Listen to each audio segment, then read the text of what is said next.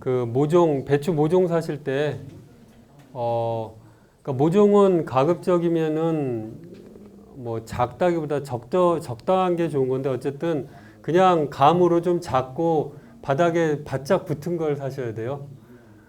예. 그러니까, 보통 이제 그 조금 빨리 크겠지 하고 모종을 좀 큰 걸 사서 큰 걸 심으면 좀 빨리 크지 않을까 그러시는데 그게 웃자란 거거든요. 스트레스 받은 거라서 오히려 그 자랄 때 더 심통 부릴 수가 있으니까요.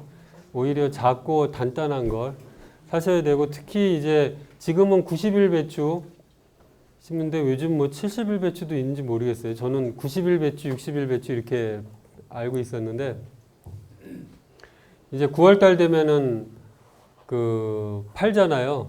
근데 이제 90일 배추 모종이 남은 건데 이제 조금 지났다고 파는 경우도 있으니까 눈으로 물론 구분은 안 되죠. 그래서 더더욱 그 제때 사서 심으시는 게 좋을 것 같습니다. 쪽파는 어렵지 않죠. 키워보시면 아시겠지만 쪽파는 뭐 10개가 내가 김장 담글 때 7개가 필요하다 그러면 10개를 심는 거예요. 뭐 아시는 분 아시겠지만 그래서 내가 올해 김장 담글 때 7개가 필요하면 10개를 사서 심고 7개는 수확해서 김치 담글 때 쓰시고 3개는 그냥 땅에다 버려두면 이제 내년 봄에 올라와서 내년에 이제 그 하나짜리가 이제 3개 내지 4개로 그 새끼를 치면 이제 한 5월 달이나 6월 초에 수확해 가지고 그걸 이제 말렸다가 씨로 쓰시니까 쪽파는 사실은 씨앗을 한번 사면은 그 다음부터 살 일이 없죠. 근데 물론 이제 여기처럼 그 방을 빼야 되는 땅을 빼야 되는 이런 떠돌이 그 세입자들 입장에서는 좀 남의 얘기시긴 하겠는데 하여튼 그렇습니다. 그리고 이제 대파도 그렇고 쪽파도 그렇고 몸이 호리호리하니까 양분을 많이 안 먹겠지 그러시는데 양분을 많이 먹습니다. 원래 파 종류들이 다비성 작물이에요. 그래서 거름을 충분히 주셔야 될 것 같고요. 그리고 이제 수확을 해서 여기 보시면 이제 이듬해 5월에 꽃이 피고 장마 전에 알뿌리를 말려서 씨로 쓴다 이렇게 나와 있죠. 그 다음에 대파인데요. 대파도 상추나 이런 것처럼 호리호리하죠. 검은색 씨앗이. 그래서 이제 8월 중순 지금 이제 씨앗을 뿌리는데 이제 지금 씨앗을 뿌리면 본격적으로 수확해서 먹는 건 이제 내년 봄에 드시는 거죠. 그래서 이제 심는데 보시면 이제 너무 씨앗이 작아서 그 밭에 뿌린 다음에 관리가 힘들어요. 그런 것들은 아까 말씀드린 대로 물을 흠뻑 준 다음에 신문지 같은 걸로 덮어서 이렇게 하루에 뭐 부지런하면 하루에 한 번, 그 시간이 없으면 2, 3일에 한 번씩은 이렇게 들쳐서 보시면서 수분이 있는지 없는지, 그 다음에 뭐 수분이 좀 충분히 있다고 하면 굳이 물을 주시기보다는 그냥 놔두시고 수분이 없으면 이제 신문지 위에다 물을 주시면 씨앗이 좀 흙에 의해서 뒤척이고 이렇게 그 좀 스트레스 받는 게 좀 덜 할 수가 있죠. 자라나면 이제 줄뿌림을 하거나 이렇게 흩어뿌리거나 해서 자라나면 이제 솎아주고요. 그리고 이제 한 뼘 정도 되면 쪽파보다 좀 작을까 정도 되면 이제 옮겨 심어야 되는데 보통 작물들은 그 뿌리가 바깥 세상 구경을 하지 않는 걸 좋아하는데 대파는 세상 구경을 한두 번 하는 걸 좋아해요. 세상 구경 호기심이 많아서. 그래서 옮겨 심어 주시면 성장이 빨리 됩니다. 잘 됩니다. 그리고 이제 옮겨 심을 때는 이렇게 빨리 자라라고 뭐 이제 전문 과정이니까 다 아시겠지만 세워서 심으시면 바람이나 이런 그 외부 환경에 의해서 꺾여져서 잘릴 수가 있으니까 눕혀서 심으시면 자기 힘으로 일어나서 자리 잡고 이렇게 자라는 거고요.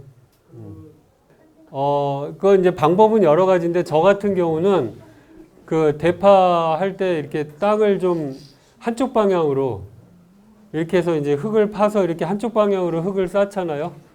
그리고 나서 이렇게 꽂고 나서 심으면 흙을 이렇게 가운데를 파면 양쪽으로 흙이 이렇게 바깥으로 쌓이고 이제 눕혀서 심은 다음에 한쪽만 덮어주면 이쪽에 이렇게 바깥으로 드러나서 쌓인 흙이 안에 이렇게 받침대 역할을 해서 살짝 땅에서 뜨면서 이렇게 자리를 잡으니까 저기 한 뼘 됐을 때 한번 옮기고 이듬해 밭 정리할 때 이제 뭐 씨앗이 떨어지거나 아니면 이러면서 이제 한 번 더 이렇게 정리해 줄 때 있는데 그때 옮기긴 하는데요. 안 옮기시는 분들도 계시긴 해요. 그냥 맛이 없다고 한 번 씨 맺히거나 이러면 포기하시는 분들도 계신데 일단은 저 같은 경우는 한 뼘 됐을 때 한번 옮겨주고 다음에 봄에 한번 옮겨주고 그렇게 옮겨줍니다. 그리고 이렇게 해서 꽃이 피잖아요. 근데 이제 나는 씨 받을 필요가 없다 그러면 조금 질기더라도 씨 몽우리가 생기기 전에 계속 잘라서 드시면 잘 안 생깁니다. 그래서 이렇게 생기기 전에 잘라 드시는데 근데 저 경험상 보니까 한 3년, 2년 차 돼도 그런데 저희도 3년 되니까 질겨지더라고요. 파가죠. 그래도 먹긴 하는데. 그래서 이제 씨를 받기도 하시는데요. 이런 얘기하면 또 좀 뭐 화가 열받으실 수도 있는데 저희처럼 그렇게 한 700평씩 이렇게 짓는 도시농부들은 씨 안 받아요, 따로. 그냥 놔두면 떨어져서 나잖아요. 다음에 이렇게 올라오면 그때 그냥 퍼가지고 솎아서 옮겨 놓는 방식으로 그렇게 해서 그 다음에 뭐 시금치야말로 뭐 크게 어려운 건 없는데요.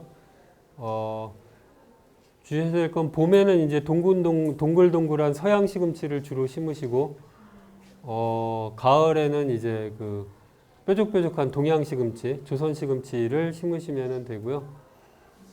그냥 겨울 들어가기 전에도 먹어야 되겠다 하면은 좀 일찍 9월 달에도 뿌리시고 하는데요.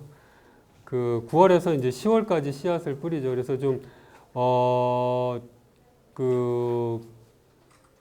좀 일찍 먹을 것들은 9월에 뿌리고 이제 그냥 겨울에 조금씩 뜯어 먹을 건 좀 늦게까지 뿌리는데 알고 계셔야 될 건 이제 여기 맨 위에 첫 줄에 나와 있지만 시금치는 산성밭을 싫어하는 대표적인 식물 이렇게 돼 있죠. 시금치가 대충 뿌려서 키워도 잘 자라는데 거름도 충분히 좋은데 이상하게 시름시름 한다 하면은 산성이 돼 있는 밭인 거거든요. 거기는 봄 농사 지으실 때 반드시 석회를 넣으셔야 됩니다. 그것만 좀 알고 계시면 될 것 같아요. 그 다음에 이제 여기는 자료가 없는데요. 이제 9월 초 되면은 갓하고 알타리하고 이런 것들 심으시죠. 근데 봄에 이제 얼갈이니 열무니 이런 걸 농사를 지어 보셔서 똑같이 지으시면 되니까 가을에는 이제 어렵지 않으실 텐데 역시 이제 보통 그런 것들을 다 직파를 씨앗으로 뿌리는 채소들이니까 어렸을 때 잎벌레들이 이제 지금 막 한참 나오기 시작하거든요. 잎벌레 주의하셔야 되고 특히 갓은 안 먹을 것 같지만 벌레가 아주 좋아합니다. 무안이나 이런 데 가보시면 아시겠지만 전라도 지방 농촌에 가면 갓이 그냥 잡초처럼 막 자라죠. 그게 이제 자라기도 엄청 잘 자라지만 그만큼 이제 그걸 좋아하는 벌레들도 이제 이쪽으로 이사 와서 많이 사는 거기 때문에 벌레를 주의하셔야 됩니다. 그래서 아까 말씀드린 대로 씨앗을 뿌리신 다음에 잎이 나오기 시작하기 전이나 좀 어릴 때라도 좀 얇게 해서 이렇게 벌레들이 싫어하는 것들을 좀 뿌리시면 좋을 것 같습니다. 벌레를 다 잡아서 죽여야 되겠다. 그건 불가능한 건 아시죠? 진딧물에 대해서 얘기 들으셨어요?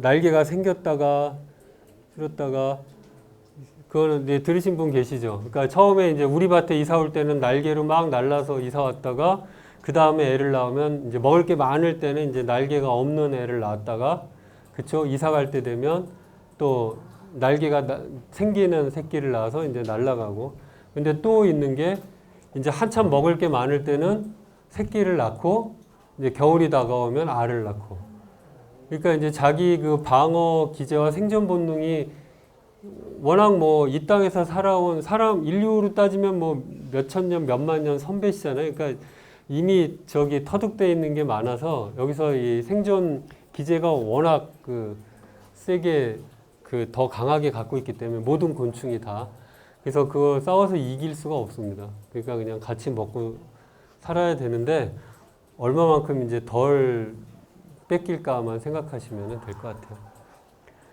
예, 시금치는 그렇고요. 이제 겨울 작물로 넘어가는데요. 양파는 파죠. 그렇죠? 양파도 팝니다. 그 양파씨 보셨어요?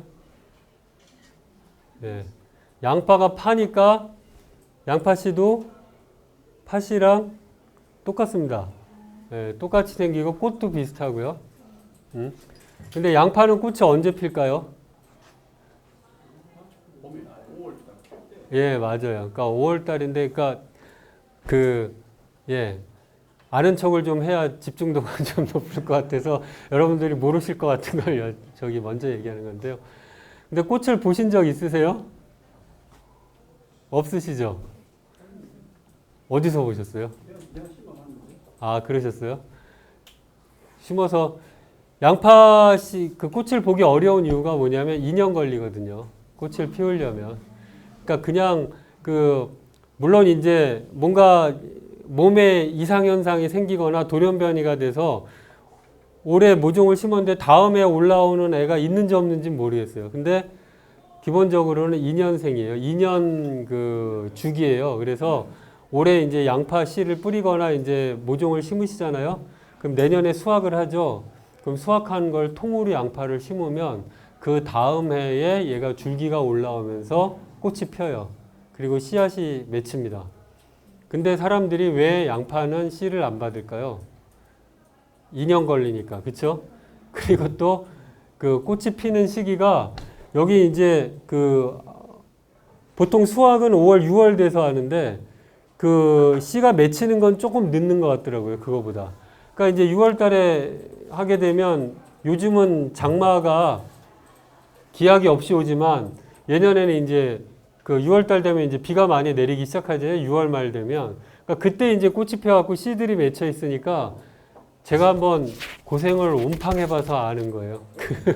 그래서 우산을 씌워줘야 돼요. 비가림 시설을 이렇게 임시로라도.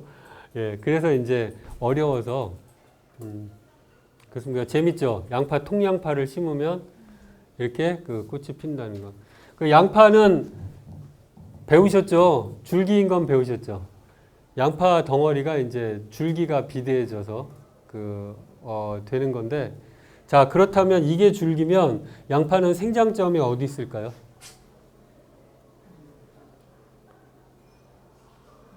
이따가 보리밀, 우리 보리 밟기, 밀 밟기, 왜 보리하고 밀은 밟아도 되지? 그리고 벼도 왜 위에를 잘라서 먹어도 왜 살지? 이제 생장점이 상처를 안 받았다는 건데, 양파도 생장점이 여기 뿌리 주변에 있어서 거기서 이제 이렇게 생명력을 갖고 줄기가 이렇게, 그러니까 보통 벼나 이제 보리나 밀은 생장점이 밑에 있는데 걔 몸체를 새끼치는 방식으로 이제 분할이라고 하는데 새끼치는 방식으로 그러니까 전체 완전체를 하나씩 이렇게 낳는 방식으로 개체수를 늘려가는 거고 얘는 여기에 생장점이 있으면 줄기도 몇 줄기는 이제 더 올리지만 요 뿌리를 요 양분을 여기에 충분히 저장하기 위해서 뿌리를 이제 줄기를 이렇게 살찌우는 방식으로 자라는 거예요. 마늘도 마찬가지고요. 자, 양파 키울 때는 석회를 뿌리고 밑거름을 충분히 하고 하는데요. 모종을 어쨌든 10월 중순 늦어도 말까지는 심어야 됩니다.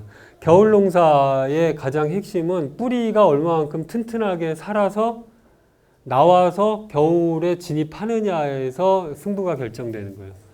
양파도 그래서 심어야 되는데 양파는 더더욱 시기를 잘 맞춰야 되는 게 그래서 얼마 전까지는 중부지방에서 양파 농사가 안 됐죠. 지금도 중부지방에서는 양파 농사가 잘 안 돼요.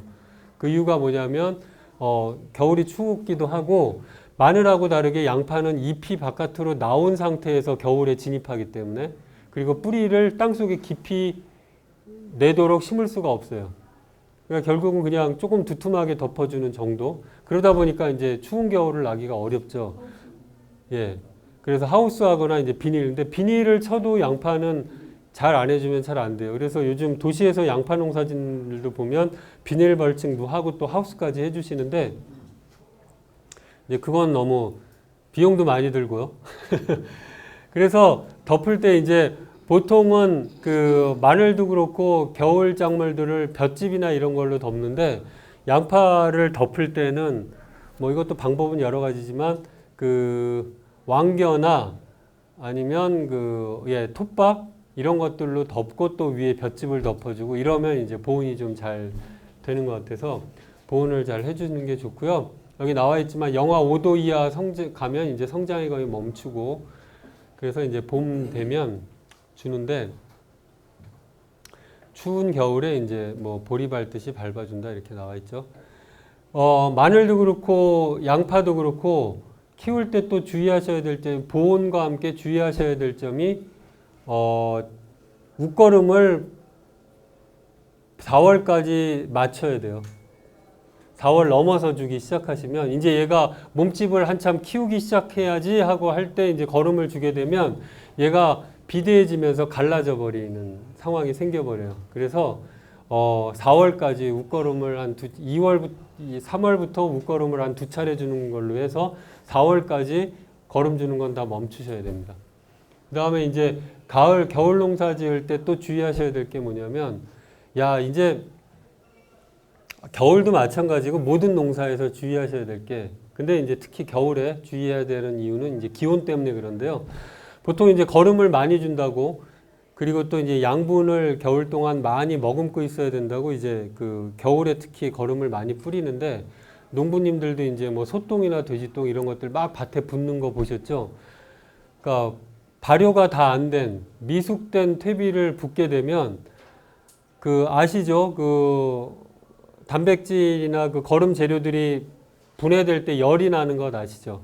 그러니까 이제 겨울에 추운 날씨로 진입하는데 땅속에서 열이 나요. 그러면은 벌레들이 어떻겠어요?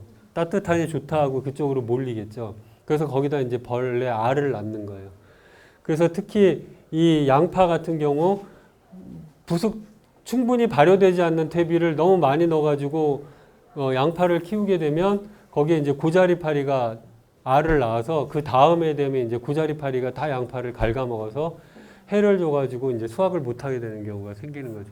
그래서 반드시 이제 겨울에도 그 작물을 심는 물론 모든 밭에 다 그렇지만 특히 겨울에 작물을 심겠다 하면 발효가 충분히 된 거름을 주시는 게 아주 중요합니다. 그래서 다시 정리해서 말씀드리면 밑거름을 잘 부숙된 발효가 잘 된 거름을 잘 주시는 거, 그 다음에 보온 주의하셔야 되고, 그리고 웃거름을 4월까지 잘 주시는 게 좋습니다. 그 다음에 이제 멀칭 신문지 5겹이라고 나오는데요. 이렇게 말씀드리면은 내가 뭘 얻을 게 있다고 이직까지 하고 있냐 이렇게 생각하실 분이 계신데 그래도 제 경험으로 알려드리면 5겹까지는 필요 없고요. 밀가루 풀을 쑤시거나 사셔가지고 3겹 정도를 풀로 이렇게 붙이잖아요. 그러면 장마철을 견뎌요. 제가 그걸 다 이렇게 일일이 저희 마누라가 실업자 생활할 때 고추밭을 한번 멀칭을 해보겠다 그래서 신문지를 3겹씩 풀칠해서 붙여가지고 고추밭을 멀칭을 해서 심어봤는데요. 장마철에도 신문지가 견디더라고요. 한 3겹 정도만 붙이셔도 충분히 멀칭 효과는 있습니다. 왜 그거 아시잖아요? 옛날에 종이 박람회 같은 데 가보시면은 옛날에 종이 가지고 갑옷 만들어서 입었던 거 이렇게 나오잖아요. 그게 엄청 강도가 세더라고요. 근데 이제 하나 알고 계셔야 될 게 있어요. 아까 양파도 쓸데없는 얘기라고 말씀드리면서 이제 씨앗 얘기를 하고 그 다음에 마늘도 이 주화 말씀을 드렸는데 근데 왜 이 말씀을 드리냐면 자연 상태에 있는 모든 작물들도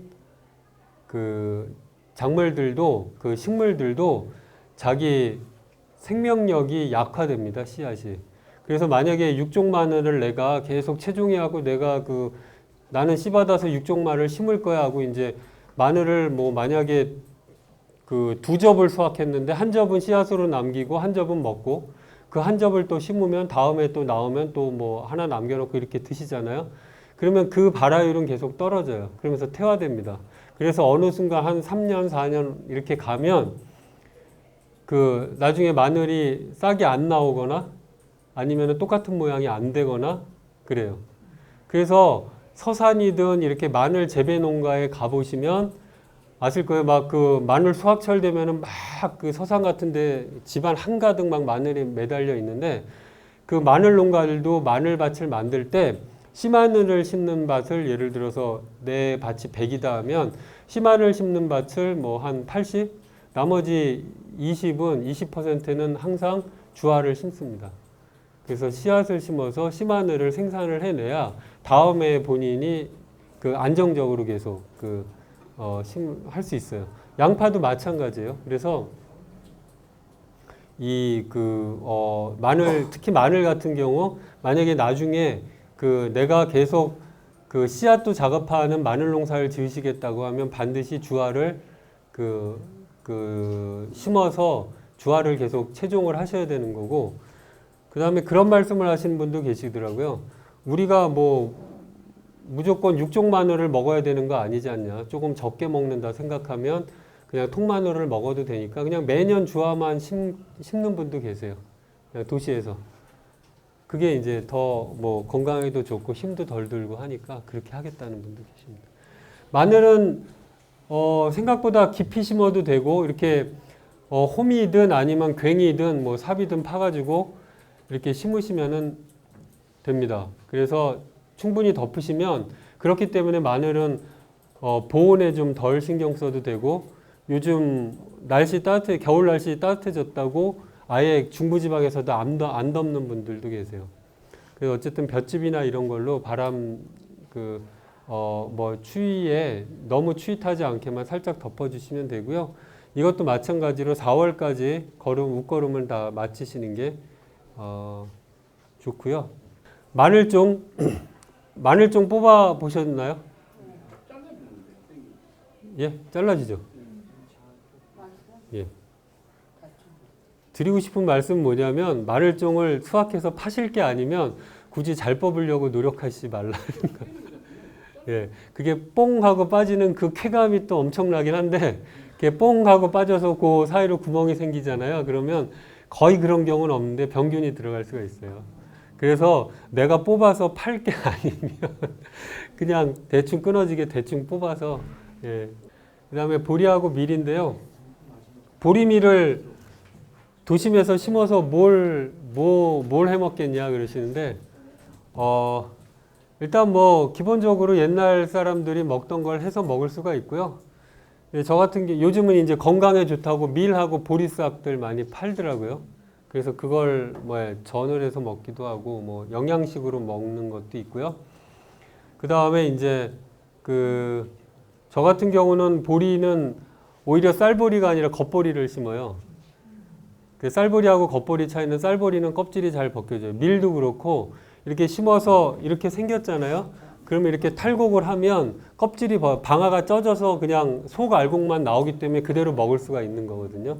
그래서 이제 하는데 쌀보리도 잘 벗겨지는 편인데 겉보리는 잘 안 벗겨져요. 그래서 예? 알갱이가 크지 않아요? 예, 알갱이가 크고 그래서 겉보리를 한 뭐 몇 단 정도 심어 놨다가 보리차를 먹거나 아니면 쌀보리는 엿기름이 잘 안 되거든요. 겉보리로 엿기름을 해야 돼요. 엿기름은 뭐 한 3일이면 되죠. 대신 예, 한 3일에서 엿기름을 만들어서 식혜를 해 먹든지 뭐 그렇게 할 수도 있고 이제 보리차, 밀도 마찬가지예요. 밀도 그냥 이제 쌀알로 나오니까 밀쌀알로 나오니까 이제 밥에 넣어서 먹어도 되는데 저는 이제 조리지를 못해서 돌을 쟁반에다 펴놓고 골라봤는데요. 일일이 해가지고 밥에 넣어 먹었는데 그래도 돌이 많이 씹히더라고요. 그래서 그냥 저는 밀도 그냥 밀차를 해서 먹는데 요즘은 이제 밀가루를 해서 이제 직접 빵을 해서 드시는 분들도 계시고 그렇습니다. 그렇게 하고 저는 이제 이런 농사하고 수수 농사하고 이런 걸 좀 권장을 하는데 특히 도시농업 활동을 하시는 분들한테 왜냐하면 그 채소들은 먹고 나면은 쓸 데가 없는데요. 물론 이제 염색에 쓰거나 하는데 먹는 걸 또 염색에 쓰긴 그렇잖아요. 근데 이런 것들은 먹는 부분은 먹고 남은 부산물들 갖고 그 아이들한테 환경교육이나 공예를 할 수가 있어요. 그래서 밀이나 보리집 가지고는 이제 뭐 모자를 만들거나 잘 말려서 공예를 할 수가 있고요. 그리고 이제 수수 같은 경우는 그 아시죠? 뭐 어르신은 아실 것 같은데 수수는 이제 노랗게 익으면 수수 쌀도 먹지만 수수 때는 이제 껍질 벗겨서 씹으면은 설탕물, 사탕수수처럼 설탕물이 나오거든요. 그래서 간식으로 먹거나 아니면 말려서 껍질을 벗기면 수수깡으로 쓸 수가 있어서 그게 수수깡이잖아요, 진짜. 요즘 수수깡 사기가 어려워서. 그거 가지고 아이들하고 공예를 할 수가 있고 또 뭐가 있냐면 사실은 이제 밀집 가지고는 밀집이나 보리집 가지고는 안 해봤는데 볏집으로는 종이를 만들 수가 있어요. 그거를 푹 삶아가지고, 그러니까 잘게 썰어서 삶아가지고, 그걸 넓게 펼쳐가지고 그 말리면은 그 닭종이로 만든 종이처럼 종이가 나와요. 그래서 그 종이로 아이들하고 같이 이런저런 것들을 해보면 아주 좋은 환경 공부가 됩니다. 그런데요. 얘네들은 주의해야 될 게 뭐냐면, 항상 그 주의점부터 말씀드려서 그렇긴 한데, 계속 한 자리에 여러 번 심으면 땅이 좀 황폐해져요. 이제 보리나 밀이나 특히 호밀 같은 경우를 어느 용도에 쓰냐면, 이제 처음 땅을 사거나 얻었을 때 척박한 땅을 갈아줄 때 쓰긴 해요. 왜냐하면 뿌리가 깊이 들어가고 땅을 갈아주는 효과가 있어서. 특히 호밀 같은 경우는 뭐 1m 이상, 1m까지도 들어간다고 하니까 그러긴 하는데 그 다음에 근데 이제 얘는 왜 계속 같은 자리에서 그 대신 그런 경우가 아니면 왜 같은 자리에서 오래 심으면 안 되냐면 얘네들은 다른 식물의 발화를 방해하는 타감 물질을 분비해요. 그래서 밀밭이나 보리밭 가보시면 풀이 별로 없어요. 왜냐면 다른 아이들을 못 자라게 얘가 공격하기 때문에. 그러다 보니까 얘를 한 자리에서 여러 해 키우면 얘도 이제 계속 땅에서 그 같은 양분을 많이 뽑아 먹다 보니까 잘 성장을 못하는 경우도 있기도 하지만 다른 풀들이 못 자라서 땅이 좀 척박해질 수가 있어요. 그래서 얘는 연작을 안 하는 게 좋고요. 그 대신 이제 반대로 풀이 많이 안 자라니까 키우기가 쉬운 거죠. 그래서 이제 전뿌림을 하기도 하고 저 같은 경우는 이제 한 10알, 20알씩 이렇게 군데군데 구멍에다 그냥 넣기도 하고 흩어 뿌리기도 하는데 어쨌든 풀도 잘 안 나고 이제 잘 자랍니다. 그렇게 해서 이제 밑거름을 충분히 주시면 웃거름도 뭐 그 봄 돼서 뭐 한 차례 정도만 주면 아주 잘 크는 편이고 키우기가 그렇게 어렵지가 않습니다. 그 하나 더 이제 그래서 여기 나 있죠. 겨울 농사는 거저 먹기. 이렇게 막 그냥 씨앗 뿌리다가 주머니에서 떨어져 있는 데서도 뭐 왕성하게 자라고 그러니까 그럴 수밖에 없는 게 곡식들이 우리 땅에서 살아온 역사가 오래됐기 때문에 그 적응력이 세서 그렇습니다.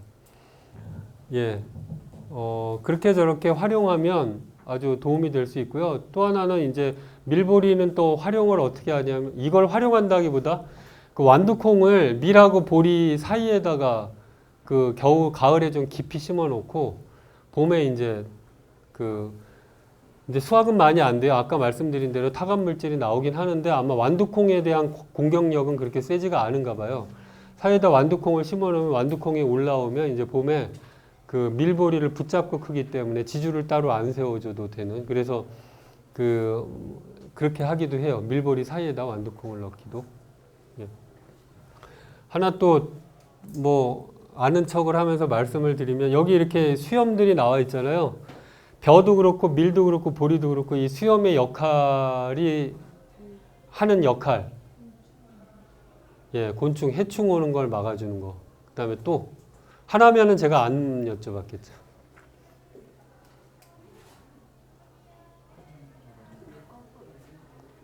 껄끄럽죠. 이거 저기 뭐야 아주 그렇더라고요. 새하고 이제 밖에서 들어오는 곤충이나 천적을 막아주는 방식도 있고 가을하고 봄하고 가물잖아요. 이슬이 내리죠. 이슬이 내리면 요 수염 끝에 이슬이 맺혀서 이게 쪼르륵 해갖고 내려가잖아요. 그러니까 씨앗으로 수분을 한 방울이라도 몸체로 아기한테 전달해 주려고 하는 것도 있고요. 그 다음에 이제 책을 보면 어떤 역할도 있냐면 이게 이제 아무리 생태 농사를 지어도 사실은 식물의 그 자연에서 자연성하고 사람이 키워서 먹으려는 성질하고는 갈등할 수밖에 없어요. 그렇죠? 뭐가 대표적이냐면 곡물이 그런데 얘네들은 나달이 익으면은 어때요? 빨리 떨어져야 되죠. 그렇죠? 근데 우리는 어때요? 조금이라도 오래 달려 있어야 되잖아요. 예, 그런 성질인데 어쨌든 얘가 나달이 익으면 땅으로 꺾어져서 떨어지죠. 떨어지면은 요게 흙을 좀 파헤치는 효과도 있대요. 예, 그래서 이 식물도 그렇고 그 곤충도 그렇고 이 자연에 적응하려는 그 자기 방식과 노하우, 자기 기제를 워낙 오랫동안 발전시켜 왔기 때문에 사실은 되게 신비롭기도 하고 한편에서는 풀도 그렇고 우리가 이겨내기가 어려운 거죠. 왜 그런 얘기하는 분도 계시잖아요. 우리가 벼를 먹는 거냐, 벼가 우리한테 먹혀서 종족을 보존하는 거지. 그런 얘기하시는 분들도 계시더라고요. 예, 보리하고 밀은 그렇습니다. 그래서 뭐 10월 중하순 조금 늦으면 이제 뿌려서 심고요. 이제 이상 기후가 있거나 날이 춥거나 날이 따뜻하거나 그래서 한참 추워지기 전에 이파리가 좀 웃자라는 경우가 있는데 그럴 때는 이파리를 잘라주기도 해요. 작년에 저희 밭에 고라니가 와가지고 밀보리를 다 뜯어먹어서 올해는 수확이 힘들겠구나 했는데 나중에 다 자라서 수확이 되더라고요.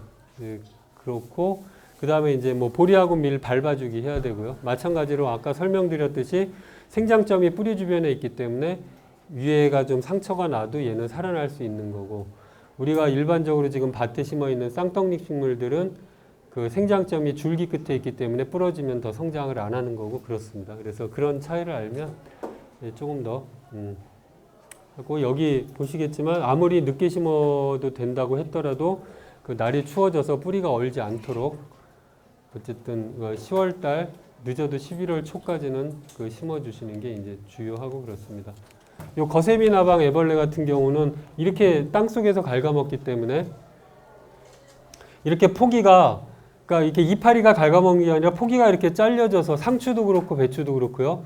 이렇게 퍼져버렸다 하시면 땅을 주변을 막 파보셔야 돼요. 파보시면은 요런 애벌레가 한 2-3마리 나옵니다. 그럼 그거는 빨리 잡아서 죽이셔야 이제 되는 거고요. 네. 그 다음에 이제 뭐 병은 방법이 없습니다. 그냥 오면은 뽑아서 빨리 버리셔야 되는 거고요. 요즘은 스마트폰들을 쓰시니까요. 스마트폰 지난번에 알려드렸나? 스마트폰 이렇게 앱들 검색하는 데 가셔서 작물 병해충 치시면 농촌진흥청이나 경기도 농업기술원에서 운영하는 어플리케이션 나와요. 거기에 보시면 사진들이 다 나와 있으니까요. 만약에 작물에 무슨 문제가 생기시면 그 앱을 깔아 놓으셨다가 사진을 띄워서 이렇게 비교해 보시는 게 제일 정확합니다. 그리고 몇 년 전까지는 없었는데 친환경 방제법도 나와 있어요. 예전에는 농약을 몇 %를 타서 뿌려라 이렇게만 나와 있었는데 요즘 나오는 어플리케이션에는 친환경 방제법도 나와 있더라고요. 그러니까 참고하시면 될 겁니다. 그거 보시는 게 더 정확하니까요. 예. 이렇게 그냥 병과 해충은 이렇게 보시면서 그냥 가도록 하겠습니다. 예. 여기까지 이렇게 보시고요.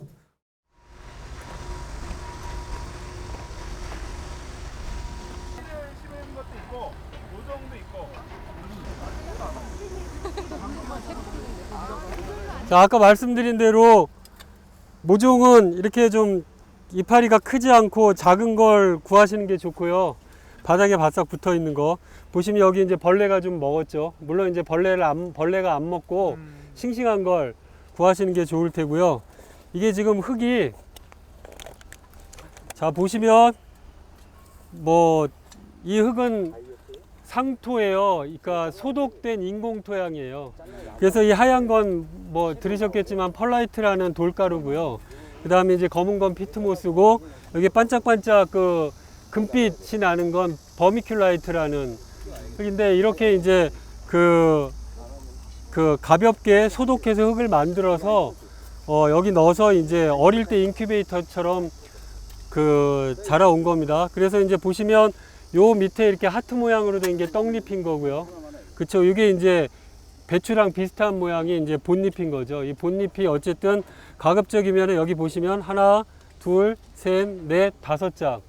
이렇게 5장은 됐을 때 모종은 어쨌든 됐다고 옮겨 심으시는 게 좋은 거예요. 그리고 보시면 이제 이 흙은 지금 젖어 있는데, 일반적으로 모종을 사서 바로 심는 경우가 아니면 마르는 경우가 있어요. 그럴 때는 반드시 밭에 오시면 모종 심기 전에 제일 먼저 하실 게 이 모종판에다 물 주는 거예요. 왜 물을 줘야 되냐면, 이게 말라 있으면은 뿌리가 이 모종판하고 이 포트하고 붙어 있을 수가 있거든요. 그래서 뿌리가 끊길 수가 있습니다. 그래서 충분히 물을 주고 줘 놓고 이제 밭 작업을 시작하시면 돼요. 이 밭일을 하실 때 우리가 이걸 연장이라고 그러잖아요. 연장의 뜻은 여러 가지가 있겠지만, 손이 해야 될 역할이 좀 부족해서 손을 연장해서, 손을 보조해서 쓰는 도구라는 뜻이잖아요. 그 말은 뭐냐면, 손으로 할 수 있으면 손으로 하는 게 제일 정확한 작업이 되는 거예요. 그러니까 지금 모종 팔 때 구멍 파시는 것도 그렇고 일도 그렇고, 물론 이제 손이 다칠 수 있고 그러니까 연장을, 그리고 손으로 해낼 수 없는 일들이 있으니까 연장을 쓰시지만, 제가 권해드리고 싶은 건 가급적이면 심거나 할 때는 장갑도 끼셨으니까 손으로 그냥 하시는 게 좀 정확하지 않을까 싶은 거고, 여기로 땅을 파는 거라고 생각하시는데, 이거는 땅을 가을 때 쓰는 거예요. 작게라도. 그리고 모종 심을 거나 이렇게 살짝살짝 땅을 팔 때는 이쪽 부분을 쓰라고 나와 있는 거예요. 그리고 씨앗을 심을 때는 여기를 쓰는 거고. 그래서 씨앗 심을 때는 이렇게 해서 이렇게, 그리고 이제 감을 때는 이렇게 파서, 정말 가물다 할 때는 씨앗을 심고 나서 이거로 다져주기도 해요. 수분이 날아가지 말라고. 그러니까 어쨌든 지금 필요한 건, 모종 심을 때 호미도 여기를 쓰는 게 아니라, 여기를 보세요. 이 모종을 심는 이 땅으로 들어가야 될 부분은 요만큼밖에 안 되는데, 자, 이걸로 파기 시작하면 흙이 넓게 파지고 깊이 파져요. 근데 보세요. 이렇게 팔면 요게 적당히 파지는 거예요. 그래서 이렇게 모종을 심을 때 이걸로 파시면 돼요. 큰 나무를 심는 게 아닌 이상은. 요거 하나 알고 계셔야 되고, 이제 제 방식을 알려드리자면, 저 같은 경우는 이렇게 할 때 오히려 이렇게 좀 살짝 꺼지게 만들어요. 요거는 이제 안 하셔도 돼요. 이런 방식으로 하고, 살짝 파서 여기다 물을 넣죠. 먼저 물을 뿌려야 이제 여기 흙 속에 수분이 좀 충분히 들어가야 이 뿌리가 빨리 흙하고 흡착이 되니까, 심고 이렇게 이렇게 파고 심고 이렇게 덮으신 다음에, 아시죠? 요거 자꾸 꾹꾹 눌러 주셔야 되는 거. 꾹꾹 눌러줘서, 가급적이면 그냥 밭을 다 풀로 덮어주면 좋은데요. 그렇게 하지 않고, 저 같은 경우는 그렇게 하기 어렵다면 저 같은 경우는 한 2군데로 신문지로 해줘도 되고요. 이렇게 그냥 풀로 이렇게만 해주셔도, 보시면 여기다 물을 뿌리면 얘가 땅에 안 닿죠. 그리고 흙이 튀는 것도 줄고. 그래서 이렇게 뿌려주시면 여기에 이제 거미가 살면 또 해충을 먹어주는 효과도 있고. 그래서 가급적이면 가을에는 마른 풀로 다 덮어주시는 게 좋아요. 그래서 배추는 이렇게 해서 간격은 아실 테니까 그렇게 심으시면 돼요. 물을 줄 때는 항상 흠뻑 주셔야 되고, 씨앗도 마찬가지예요. 호미로 이렇게 해서 씨앗을 뿌릴 자리를 이렇게 만들기 시작하면은 깊이 가늠이 잘 안 되는데, 오히려 손으로 그냥 이렇게 2줄로 해서 이렇게 손으로 만드시면은 오히려 고르게 잘 만들어져요. 이렇게 하고 씨앗을 5mm 간격으로 하나씩 떨어뜨리시면 돼요. 배추는 그렇게 하는 방법도 있고, 배추 같은 경우는 전뿌림을 하는 방법도 있어요. 그냥 간격이 40cm, 50cm 간격이면 띄어서 여기다 한 3-4알씩 뿌리는 방법도 있어요. 근데 보통은 줄뿌림을 하는 건 중간에 솎아서 김장하기 전에 김치를 해 먹을 수도 있고, 그 다음에 벌레들이 워낙 많이 달려드니까 그러기도 하고, 이제 발화율 문제도 있고, 그래서 줄뿌림을 하는데, 줄뿌림을 할 때는 이제 5mm 간격으로 해서 이제 떡잎이 나오면 한 번 정도 솎아주고 본잎이 나오면 한 번 정도 솎아주고 나중에 이제 이파리가 이제 본격적으로 나오기 시작하면 아까 말씀드린 대로 간격이 최대한 되게 이렇게 다 솎아주는 방식으로 5mm입니까? 5cm입니까? 5mm입니다. 5mm요? 예, 5mm. 5cm 아니에요? 5cm? 아, 이거 줄뿌림 할 때는 그냥 5mm 간격으로 뿌리시면 되고, 아, 물론 배추는 뭐 5cm 간격으로 뿌리셔도 되는데요. 그거는 뭐 하시기 나름이에요. 얼마나 더 솎아 먹을 건지, 예, 아니면 뭐 적게 솎아 먹을 건지. 그래서 전뿌림을 하실 수도 있고 줄뿌림을 하실 수도 있고. 근데 단 말씀드리는 건 아까 말씀드린 대로 벌레를 100% 다 방어할 수가 없기 때문에 이제 떡잎이 나오기 시작하면 엄청 뜯어 먹을 거예요. 그래서 이제 많이 뿌려서 그 중에 산 놈들을 키운다 이렇게 생각하시면 돼요. 쪽파는 하나씩 심으면 되는 건 아시죠? 그래서 간격은 뭐 한 10cm에서 15cm 간격으로 그냥 이렇게 하나씩 이렇게 정방향으로 꽂아서 예, 그 덮어주시면 되고요. 조금 더 정성을 하자면 이거 지금 갖다 주신 게 자르라고 갖다 주신 것 같은데요. 사실 예, 저는 안 자르긴 해요. 근데 이 끝부분을 살짝 해서 속살이 잠깐 나올까 말까 해서 이렇게 끝을 살짝 잘라서 이렇게 심으라는 뜻으로 갖다 주셨는데 그냥 심으셔도 나와요. 잘 그냥 심으셔도 되고요. 아니면은 뭐 그냥 저처럼 대충 그냥 손가락으로 손으로 이렇게 뜯어서 심으셔도 됩니다. 예, 그래서 이렇게 파서 심으시고 이렇게 한 15cm 정도. 붙은 놈은 뛰는 거예요? 아, 예, 두 개 붙은 거는 너무 부실한 거면은 예, 이런 경우는 띄어서 심으셔도 되고요. 근데 너무 부실하게 자랐다 하면 두 개 한꺼번에 심으셔도 되고요.